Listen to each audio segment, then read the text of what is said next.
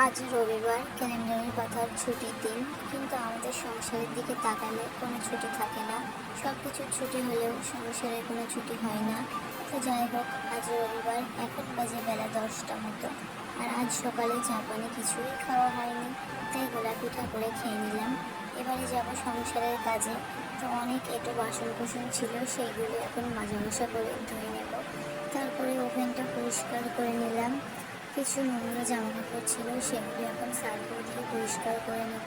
আর এই জামা কাপড় পরিষ্কার করা কাজটা না প্রতিদিনই থাকে। আসলে ছোট বাচ্চা আছে, তো তাই প্রতিদিনই আমাকে এই কাজটা করতে হয়। আর ছোট বাচ্চারা তো নোংরা করবেই, বলো। তো আমাদের সাথে গল্প করতে করতে দেখো আমার জামা কাপড় ধোয়াও সবই হয়ে গেছে। এবারে যাবো ছাদে শুকাতে। আর দেখো চুটকি মেরে আমার সব জামা কাপড় শুকাতে দেওয়া হয়ে গেছে। তারপর নিচে এসে ঘর বারান্দা ঝাড়ু দিয়ে গোসল করে নিলাম। তো ভাতটা চাপিয়ে দিয়ে যাবো পুচকুকে নিয়ে পোলিও খাওয়াতে। আর দেখো আমার পুচকু পোলিও খেতেই চাইছে না। তারপরে বাড়ি এসে রান্নাটা করে নেবো। একটু মাংস ছিল, তো সেটাই রান্না করবো। আজকে ভিডিও পর্যন্ত, আল্লাহ হাফিজ।